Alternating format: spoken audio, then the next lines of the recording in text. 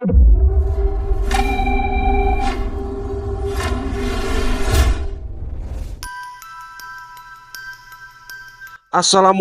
warahmatullahi wabarakatuh. Salam sehat dan sejahtera selalu. Jumpa lagi bersama saya Untung Prasetyo, yang pada kesempatan kali ini akan kembali melanjutkan kisah dari Warijan.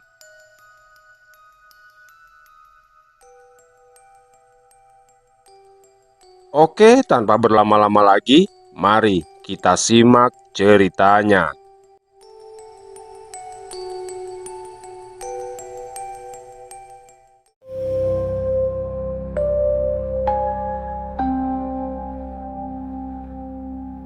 Suara siulan panjang membelah kesunyian malam, menembus di antara desir angin dan nyanyian jangkrik. Nada siulan itu terdengar berat, seolah membawa getaran yang menekan dada siapapun yang mendengarnya.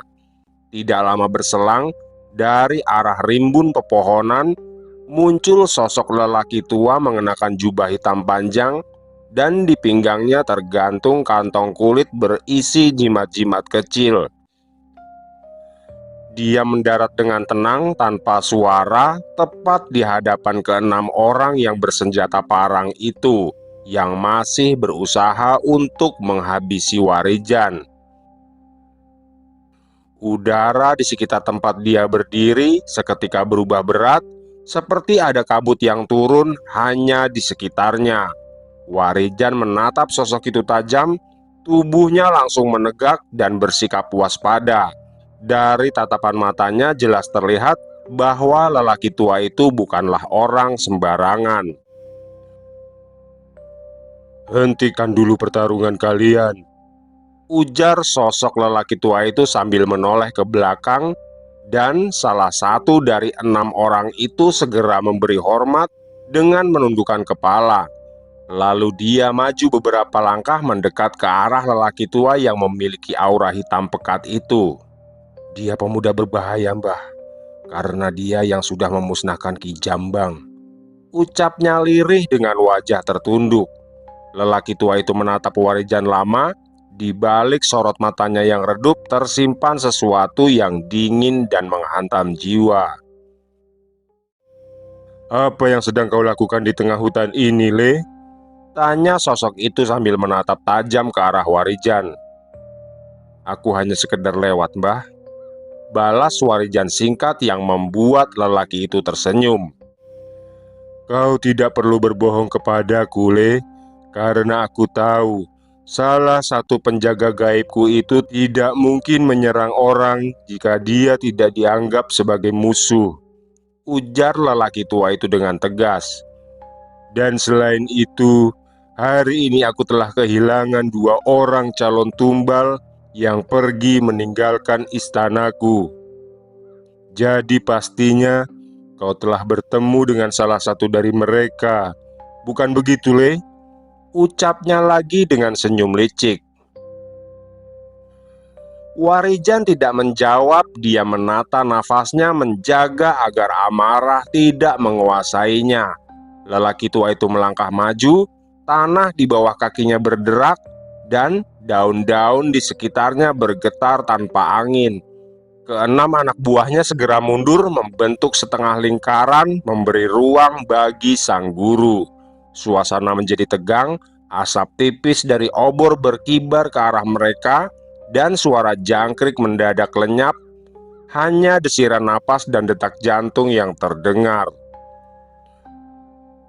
"Hutan ini adalah daerah kekuasaanku, baik itu yang terlihat oleh mata manusia dan juga yang tak kasat mata. Tidak ada seorang pun yang dapat keluar dengan selamat dari hutan ini, kecuali orang itu mau mengabdikan dirinya dan patuh pada apa yang aku minta," ujar sosok lelaki itu dengan tegas. "Siapa namamu, Le?" tanyanya dengan nada yang mulai melembut. "Sampai Anda perlu tahu siapa namaku, Mbah?" balas Warijan dengan tegas. Udara di antara mereka mulai mengeras seolah hutan menahan nafas. Angin berhenti bergerak, dedaunan tidak lagi berdesir. Raut wajah lelaki tua itu berubah, senyumnya memudar digantikan oleh sorot mata tajam yang menembus ke dalam jiwa. Warijan berdiri tegak tanpa bergerak sedikit pun. Tubuhnya tampak tenang, tapi di balik kulitnya mengalir arus tenaga yang berputar cepat. Dia bisa merasakan hawa aneh di sekitarnya, hawa yang bukan hanya berasal dari manusia, tapi juga dari sesuatu yang bersembunyi di balik gelapnya semak dan pohon besar. Seperti ada puluhan pasang mata yang menatapnya bersamaan. Tanah di sekitar mereka mulai bergetar lagi. Dari sela akar dan rerumputan muncul uap tipis berwarna keabu-abuan. Uap itu menari, berputar, membentuk bayangan wajah-wajah samar yang menangis dan meraung pelan. Warijan tahu itu bukanlah halusinasi, melainkan kekuatan hitam dari sosok tersebut. Di atas langit, awan menutup bulan, meninggalkan hutan dalam remang kebiruan yang nyaris pekat. Lelaki tua itu mengangkat tangan kanannya perlahan, dan hawa gaib di sekitar seolah bergerak mengikuti gerakannya. 6 anak buahnya menunduk serentak, seolah merasakan tekanan tak terlihat yang menekan dari segala arah. Warijan memejamkan mata, mendengarkan bisikan samar dari arah tanah, bisikan lirih dari makhluk-makhluk perewangan yang sudah siap untuk menyerangnya. Daripada kau mati sia-sia, lebih baik kau ikut bersamaku, Le. Aku tahu kau bukanlah orang sembarangan. Kau memiliki ilmu-ilmu ajian tingkat tinggi. Oleh sebab itu, aku akan menjadikanmu bagian dari hidupku. Dan pastinya aku akan menjamin kesejahteraanmu bersama Paseban Karsa, ujar lelaki itu dengan suara lantang. Kita tidak perlu bertarung malam ini, Le, dan kau juga tidak akan merasakan sakit pada tubuhmu. Imbuhnya lagi dengan senyum licik yang tersungging di wajah tuanya. Maaf, Mbah, aku tidak akan pernah menjadi budak iblis seperti sampean dan orang-orang itu, balas Warijan dengan tegas. Baiklah, kalau begitu kau akan merasakan kemarahan dari Sarpajaya, ucap lelaki tua yang langsung mengangkat tangan kanannya dan menunjuk ke arah Warijan. Tidak lama setelah itu, uap keabu-abuan yang sedari awal berada di sekitar tubuh lelaki tua yang bernama Sarpajaya itu mulai mengental menjadi sosok makhluk yang berkumpul seperti kawanan burung malam. Tanpa ragu, sosok-sosok itu melesat ke arah Warijan dengan gerak tidak beraturan. Ada yang berwujud bayangan bertaring, yang kadang terlihat jelas dan kadang menghilang. Ada yang seperti anak kecil berkepala besar yang berlari mengitari tubuh Warijan. Dan ada pula sosok berkaki panjang dengan tangan berlendir yang berusaha mencekik lehernya. Bersamaan dengan itu, kabut tebal menyelimuti tempat Warijan berada, lalu disusul munculnya suara-suara tangis bercampur tawa sumbang. Makhluk-makhluk itu mulai menyerang dengan membabi buta. Cakar-cakar tajam berkelebat, sambaran gigi melesat, serta hawa dingin yang semakin meningkat menempel pada kulit seperti embun beku. Di saat Warijan sedang menghindari serangan-serangan dari makhluk-makhluk perewangan Sarpajaya, di saat itu pula ke-6 orang bersenjata parang itu mulai membentuk sudut menyerang. Mereka tidak hanya datang maju, tapi mereka menyerbu dengan disiplin gerakan silat yang sangat terlatih.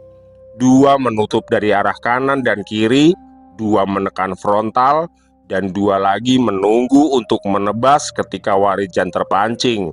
Setiap ayunan parang berputar cepat, diarahkan bukan sekedar untuk melukai, tapi menutup gerak lawan.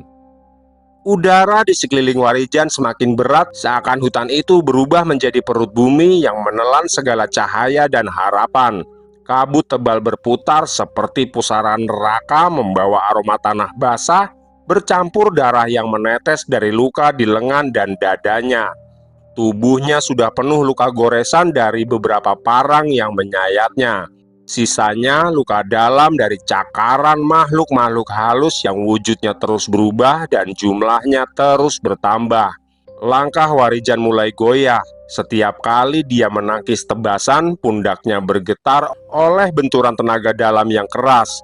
Suara desir besi terdengar menyayat hati bercampur dengan desis makhluk halus yang tertusuk semburan energi jagat geni. Tapi semakin lama, semakin banyak makhluk yang datang, seperti arus sungai yang tak pernah surut. Mereka menjerit dengan suara anak kecil, perempuan tua, dan bahkan binatang buas yang bercampur menjadi paduan suara yang menusuk telinga. Warijan mencoba menenangkan nafas. Dia tahu sedikit saja pikirannya buyar, maka sukmanya dapat dengan mudah keluar dari tubuhnya, direnggut oleh makhluk-makhluk hitam itu. Namun tubuhnya kini mulai gemetar. Luka di bagian pahanya membelah daging, darah menetes membasahi tanah. Setiap langkah terasa seperti memijak bara. Parang musuh berkilat lagi, kali ini menebas dari belakang. Warijan menunduk cepat, tapi bilah itu tetap menggores punggungnya, menyayat kulit hingga cairan merah kental kembali merembas keluar.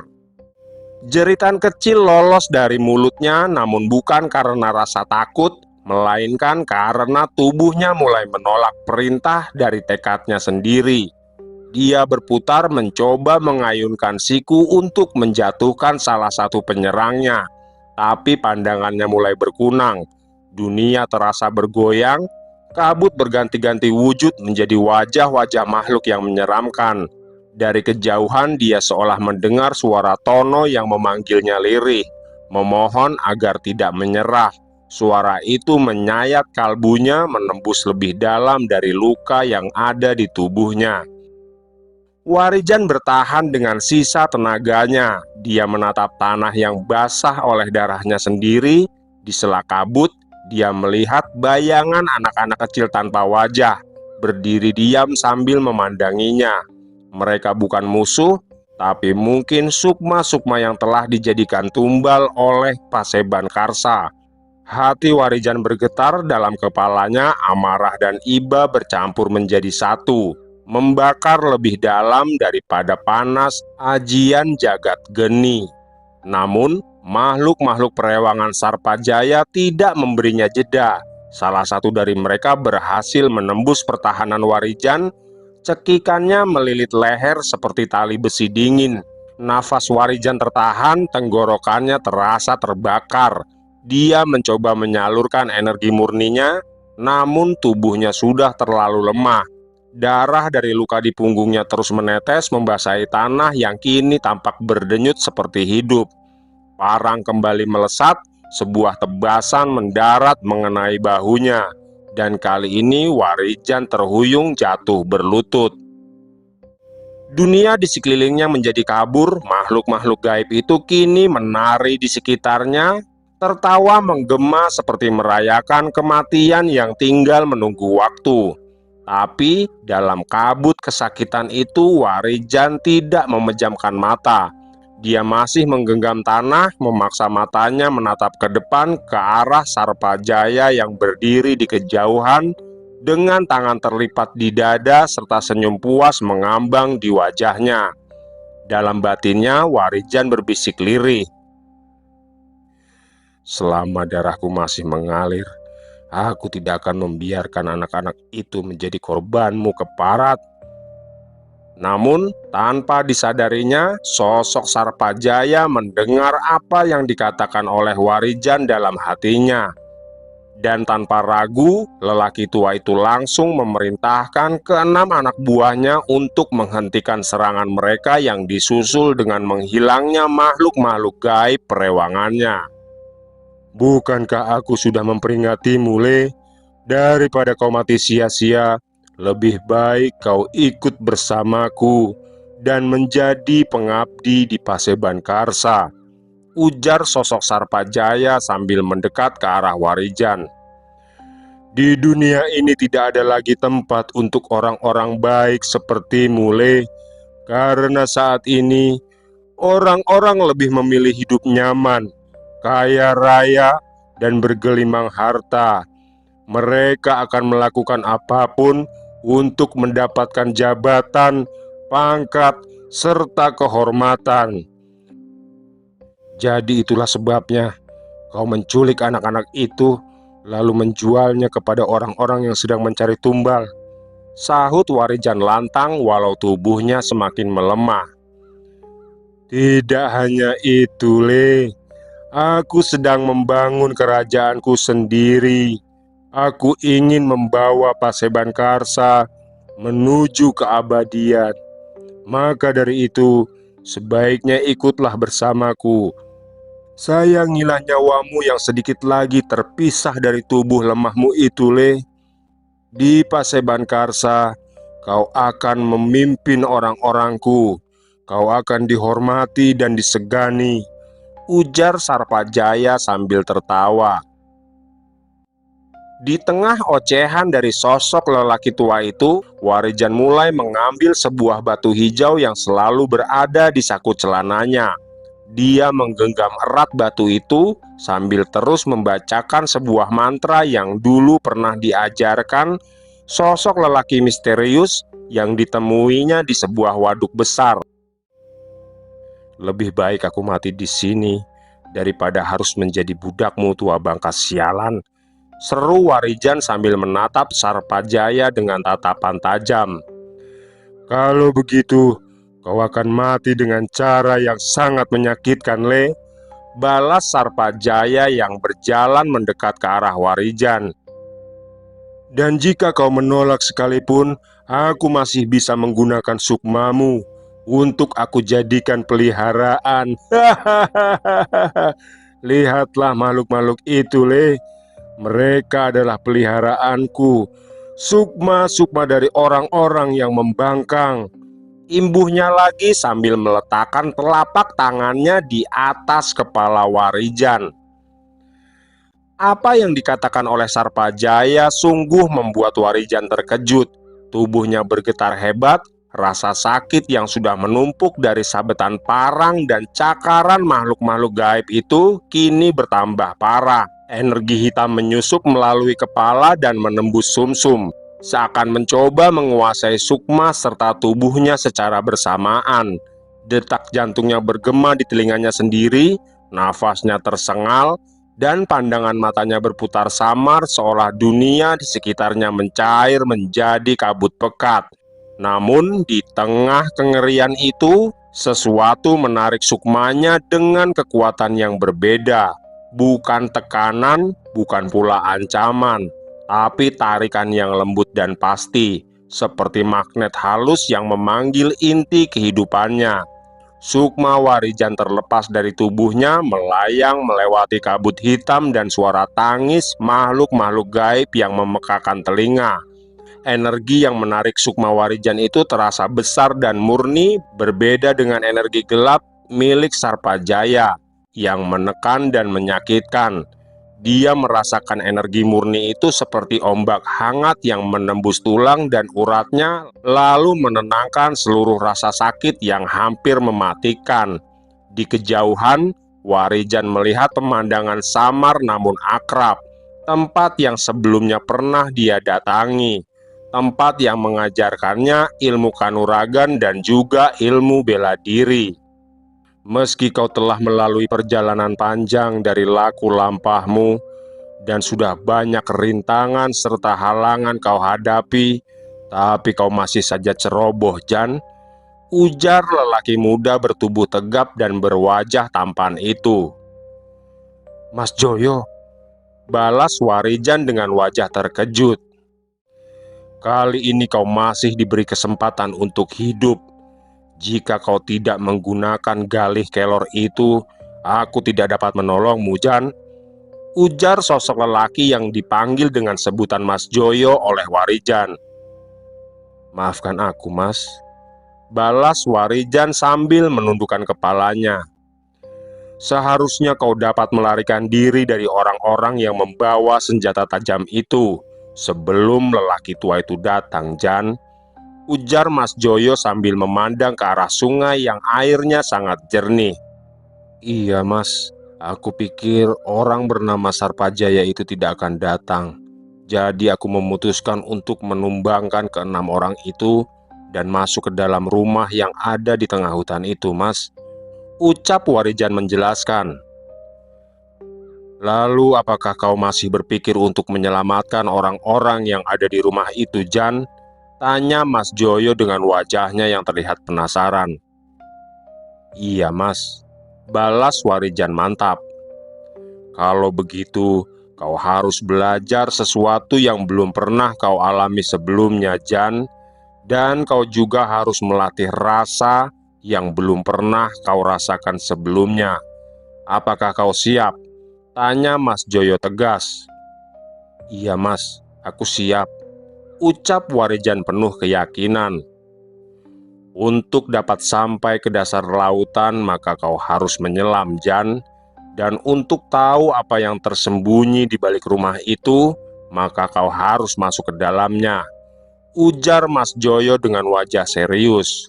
Kau harus menjadi bagian dari lelaki tua itu, imbuh Mas Joyo yang membuat Warijan terkejut.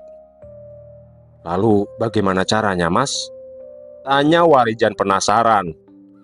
Menyerahlah dan ikuti semua kemauan lelaki tua itu, Jan, balas Mas Joyo yang membuat Warijan tersentak.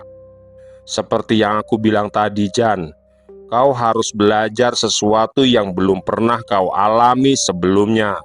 Dan kau harus melatih rasa dari perasaanmu sendiri. Dan ketika kau siap, kau bisa menghancurkan Paseban Karsa dari dalamnya, imbuh Mas Joyo menjelaskan. Apakah aku mampu melakukan hal itu, Mas? Lalu bagaimana dengan nasib bocah yang kini sendirian di dalam hutan itu? Tanya Warijan dengan wajah tertunduk. Aku akan menjaga sukmamu dengan menanamkan ajian Wisang Resi. Ajian itu akan tetap membuatmu tersadar sepenuhnya tanpa terpengaruh sedikit pun dari ajian yang digunakan lelaki tua itu untuk memasung kesadaran orang-orangnya. Dan kau tidak perlu memikirkan anak itu, Jan, karena aku akan membawanya ke tempat ini untuk melatihnya ilmu-ilmu kanuragan, imbuh Mas Joyo lagi. Kalau begitu aku siap, Mas, balas Warijan sambil menganggukkan kepalanya. Sekarang aku akan mengembalikan sukmamu, Jan, dan sebelum ada parang yang menyambar lehermu, atau sebelum kekuatan hitam lelaki itu mengoyak tubuhmu, menyerahlah dan ikutlah bersama mereka, balas Mas Joyo dengan tegas. Seketika suasana di tempat itu berubah. Cahaya lembut yang tadi menyelubungi Warijan mulai memudar, berganti dengan kabut pekat yang berputar seperti pusaran air. Suara gemuruh halus terdengar dari kejauhan, seolah langit dan bumi bersiap menutup perjumpaan antara guru dan murid itu. Sukma Warijan terasa perlahan turun menyusuri lapisan-lapisan cahaya yang berpendar di antara kegelapan. Semakin lama semakin berat, seperti ditarik oleh beban dunia yang menunggunya di bawah sana. Hembusan angin gaib terakhir dari tempat itu menyentuh wajahnya, membawa aroma daun kelor dan tanah basah, tanda dari ajian yang baru ditanamkan ke dalam sukmanya. Energi itu berputar di dada Warijan, menyalakan bara halus yang menyala tanpa panas, tapi penuh daya hidup. Ajian Wisang Resi telah menyatu dengannya. Dia bisa merasakan denyut kekuatan itu, seolah jantung dan jiwanya berpadu menjadi satu nafas yang baru. Ketika Sukma Warijan kembali menembus tubuhnya, suara jeritan dan lolongan makhluk halus langsung menghantam telinganya. Segalanya terasa lebih berat dan nyata. Bau darah, bau tanah, dan hawa dingin bercampur dalam satu isyarat ngeri. Tubuhnya masih bersimbah luka, nafasnya terputus-putus, dan rasa sakit menjalar dari setiap urat ke tulang. Namun di balik rasa sakit itu ada sesuatu yang berubah. Pikirannya tidak lagi kacau dan jiwanya tidak lagi gentar oleh kegelapan. Sorot matanya kini tenang, meski di hadapannya berdiri Sarpajaya dan 6 lelaki bersenjata parang yang siap menebas. Hawa hitam di sekitar Sarpajaya masih bergolak, membentuk wajah-wajah makhluk gaib yang terus menjerit. Tapi Warijan kini dapat melihat lebih dalam ke pusat kekuatan lelaki tua itu yang bersinar seperti bara di antara pusaran kabut. Dia tahu dari sanalah kendali semua makhluk perewangan itu berasal. Tanah di bawah kakinya lembab dan dingin, namun Warijan masih bertahan meski tubuhnya gemetar oleh luka dan darah yang terus mengucur. Dalam hatinya gema suara Mas Joyo masih terngiang, membentuk mantra tanpa kata. Suara itu menuntun nafasnya, menenangkan degup jantungnya hingga kesadarannya menembus batas antara takut dan pasrah. "Bersiaplah untuk tunduk di hadapanku, Le. Aku akan memanggil sukmamu dan mengubur tubuhmu di sini," seru Sarpajaya dengan lantang. Namun seketika itu juga Warijan melakukan apa yang tadi disampaikan oleh Mas Joyo. Dengan rasa pasrah, dia meminta sosok Sarpajaya untuk mengampuninya. "Aku mengaku kalah, Mbah. Ampuni aku," ujar Warijan yang langsung kehilangan kesadarannya. Tubuh Warijan jatuh tersungkur membentur tanah dengan suara berat. Darahnya bercampur dengan tanah, membentuk warna pekat yang nyaris hitam di bawah cahaya bulan yang tertutup awan. Hutan menjadi senyap, hanya desis angin dan dengus nafas dari makhluk-makhluk perewangan yang masih bergelayut di udara. Sarpajaya menatap tubuh Warijan yang terkapar itu dengan sorot mata puas. Bibirnya tersenyum tipis, senyum kemenangan yang menyimpan kesombongan. Tangannya yang kurus dan penuh urat itu perlahan diangkat, lalu melingkar di udara, menggerakkan pusaran energi hitam yang masih bergetar di sekitarnya. Dari pusaran itu keluar uap kelabu yang menelusup masuk ke tubuh Warijan melalui hidung dan mulutnya. Tanah di sekitar mereka bergetar lembut. Seekor burung hantu menjerit di kejauhan lalu terbang menjauh, seolah takut menjadi saksi dari apa yang sedang terjadi. 6 pengikut Sarpajaya hanya menunduk dalam-dalam. Mereka tidak berani bersuara sedikit pun. Mereka tahu di saat seperti ini, kesalahan sekecil apapun bisa membuat Sarpajaya murka. Tubuh Warijan tampak menggigil hebat seperti sedang diserang demam yang membakar dari dalam. Urat-urat di lehernya menegang, wajahnya memucat, dan dari sela bibirnya mengalir darah tipis berwarna gelap. Namun perlahan tubuh itu berhenti menggigil, lalu diam sepenuhnya. Yang tersisa hanya nafas halus yang menunjukkan bahwa dia masih hidup. "Sekarang kau benar-benar menjadi milikku, Le," gumam Sarpajaya pelan. Uap kelabu yang tadi mengepul kini lenyap dan hawa panas yang menyelimuti tempat itu mereda. Dia lalu memberi isyarat dengan dagu kepada ke-6 pengikutnya. 2 orang maju mengangkat tubuh Warijan yang tak berdaya, sementara yang lain menyiapkan obor untuk menerangi jalan setapak menuju ke dalam hutan. Kabut yang sejak tadi menggantung mulai menipis, seolah membuka jalan menuju ke tempat yang lebih dalam. Tempat yang tidak lagi dapat dimasuki manusia biasa. Di sanalah, jauh di perut hutan, Paseban Karsa berdiri. Malam semakin larut ketika rombongan itu perlahan menghilang di balik pepohonan tinggi. Suara langkah mereka nyaris tak terdengar, hanya gemericik air dari sungai kecil di sisi jalan yang menandai keberadaan mereka. Sementara itu di dalam tubuh Warijan yang tampak sudah tidak bernyawa, sebuah cahaya kecil berdenyut di balik dada. Ajian Wisang Resi mulai bekerja. Sukmanya yang tadi sempat tenggelam dalam pusaran hitam kini melayang tenang di antara 2 dunia. Di antara dunia gelap Sarpajaya dan cahaya murni dari ajian itu sendiri. Dia bisa mendengar segalanya, meski tubuhnya tak bisa bergerak. Setiap langkah, setiap bisikan terdengar jelas di kepalanya. Dia tahu permainan baru saja dimulai, dan untuk pertama kalinya Warijan akan berada di jalan yang tidak pernah dia pilih, menjadi bayangan di dalam kegelapan, menembus sarang Paseban Karsa, tempat di mana hidup dan mati tak lagi berbeda. Angin malam berhembus pelan di sela pepohonan, membawa aroma tanah basah dan abu dupa yang entah dari mana asalnya.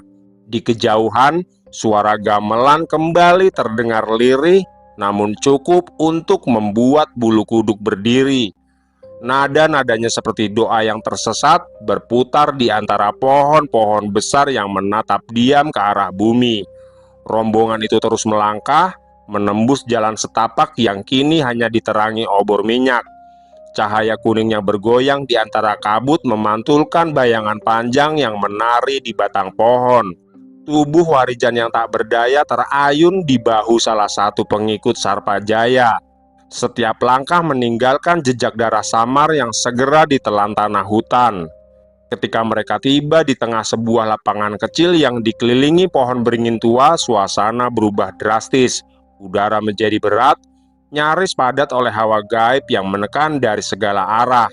Di tengah lapangan itu berdiri sebuah bangunan rumah panggung dari kayu gelap. Rumah tua yang diceritakan Tono. Rumah tempat anak-anak disekap dan dijadikan pelengkap sebuah permintaan. Sarpajaya berhenti, lalu menatap Warijan lama dan tersenyum samar, seolah bangga dengan apa yang telah dia bangun dari kegelapan dan darah. 6 pengikutnya membungkuk dalam memberi hormat. Obati luka-lukanya, dan mulai malam ini dia sudah menjadi bagian dari Paseban Karsa, ujar Sarpajaya pelan namun terdengar tegas. 2 orang segera menurunkan tubuh Warijan dan membawanya masuk melalui tangga kayu yang berderit setiap kali diinjak. Pintu rumah itu terbuka dengan suara berat, mengeluarkan semburat cahaya merah dari dalam. Bukan cahaya api, tapi sinar dari puluhan raja dan sesaji yang tertata di setiap sudut ruangan. Jaga baik-baik rumah ini dan anak-anak itu. Aku akan pulang dulu untuk menemui orang-orang yang telah lama menungguku, ujar Sarpajaya lagi kepada salah satu orang kepercayaannya. Langkah-langkah Sarpajaya terdengar berat namun teratur saat dia menuruni tangga rumah panggung itu. Angin malam berhembus pelan, membawa bau dupa bercampur darah kering yang menempel di bajunya. Di wajahnya tidak ada senyum, hanya sorot mata dingin dan penuh perhitungan. Dia tahu malam itu akan menjadi awal dari sesuatu yang lebih besar. Sementara itu, 2 orang murid Sarpajaya masih sibuk membersihkan luka-luka di tubuh Warijan dan memberinya ramuan hitam kental yang mengeluarkan bau menyengat. Cairan itu menimbulkan asap saat menyentuh kulitnya, seolah membakar daging tanpa api. Warijan menggeliat, wajahnya menegang, namun matanya tetap tertutup rapat. Di bawah kulitnya garis-garis urat berwarna merah pekat muncul samar, seperti urat api yang berusaha menahan sesuatu agar tidak pecah. Sedangkan di luar rumah, lelaki kepercayaan Sarpajaya berdiri dengan tatapan waspada. Dia mengatur beberapa anak buah lain untuk berjaga di sekitar rumah panggung dan menancapkan tonggak-tonggak bambu berajah di beberapa penjuru. Asap tipis kehitaman keluar dari ujung tonggak itu, mengelilingi rumah seperti kabut hidup yang berputar pelan, yang membuat hewan di sekitar hutan tidak berani mendekat. Dari kejauhan, sayup terdengar tangis anak-anak lirih yang memohon untuk pulang. Beberapa hanya diam, pasrah dengan ketakutan yang sudah menjadi bagian dari nafas mereka. Lelaki penjaga itu menatap sekilas ke arah jendela rumah, di mana wajah pucat seorang anak tampak menatap keluar dengan mata besar yang kosong. Dia menelan ludah, menunduk lalu melangkah pergi, tak berani menatap lebih lama. Sementara itu di dalam rumah panggung, Warijan mulai bergerak lagi. Nafasnya tersengal, Tapi di balik kelopak matanya ada sesuatu yang hidup, sebuah cahaya lembut yang tidak seharusnya ada di tempat sepekat itu. Cahaya itu berdenyut pelan di antara luka-lukanya, membentuk simbol halus dari lambang ajian Wisang Resi yang ditanamkan oleh Mas Joyo. Asap dupa menari di udara, melingkari tubuhnya yang kini tampak lebih tenang. Para penjaga yang merawatnya mengira jika Warijan telah tertidur pulas. Mereka tidak menyadari bahwa dalam keheningan itu dua dunia tengah bersentuhan. Dunia manusia yang penuh tipu daya dan dunia batin yang menunggu kebangkitannya. Beberapa hari kemudian, Warijan tersadar dengan luka-luka di tubuhnya yang hampir sembuh. Dia terbangun sambil mengedarkan pandangannya ke arah sekitar. Ruangan tempat Warijan terbangun terasa lembab dan berbau dupa yang telah lama terbakar. Cahaya temaram dari lampu minyak di sudut ruangan membuat bayangan berayun pada dinding kayu yang penuh dengan rajah dan simbol-simbol aneh. Suara halus seperti bisikan terdengar samar dari celah lantai, seolah rumah itu bernapas dengan sendirinya. Warijan mengerjap perlahan, merasakan denyut sakit di sekujur tubuhnya. Luka-lukanya memang hampir sembuh, tapi rasa perihnya masih menyimpan ingatan tentang pertempuran itu, tentang makhluk-makhluk gaib Sarpajaya dan parang-parang tajam yang menebas udara di sekelilingnya. Tangannya meraba dada dan dia merasakan sesuatu yang berdenyut hangat di balik kulitnya. Tanda halus dari ajian Wisang Resi yang berdenyut menenangkan, namun juga mengingatkannya akan beban yang kini dia pikul. Dia duduk perlahan mengamati ruangan itu lebih seksama. Di seberang tempat tidurnya yang hanya berupa tikar anyaman, ada deretan kendi tanah yang di atasnya tergeletak ikatan rambut manusia. Di sisi lain, tersandar tombak pendek dengan bilah hitam legam. Di atasnya, rajah-rajah pada dinding tampak bergetar perlahan setiap kali Warijan menarik nafas. Suara langkah pelan terdengar dari luar. Daun pintu berderit ketika dibuka memperlihatkan sosok lelaki muda berpakaian hitam dengan wajah sangar dan mata tajam. Tatapan matanya kosong tapi gerakannya teratur dan kaku, seperti seseorang yang telah kehilangan kehendak hidupnya sendiri. Dia membawa mangkuk berisi air dan secarik kain.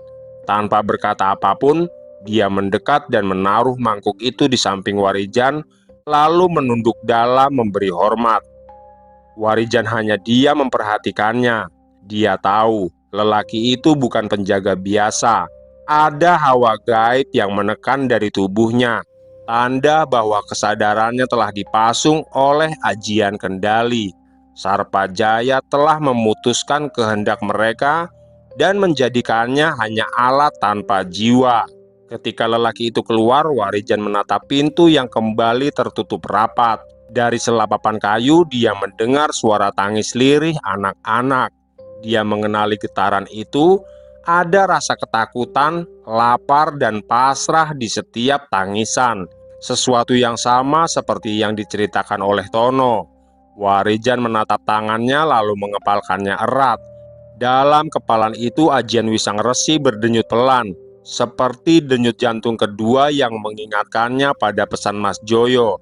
Jika dia harus menjadi bagian dari orang-orang itu hingga waktunya tiba. Malam semakin larut dan lampu minyak berkelip lemah menebar bayangan panjang di lantai kayu. Dari luar terdengar langkah beberapa orang yang berjaga. Warijan menutup matanya perlahan, mengatur nafas dan membiarkan dirinya tenggelam dalam diam. Dia tahu, mulai malam ini dia harus memainkan peran barunya sebagai bagian dari kegelapan Paseban Karsa. Namun, jauh di dalam dirinya ada bara kecil yang belum padam, menunggu saat yang tepat untuk menyala dan membakar seluruh kebusukan yang telah berakar di tempat itu.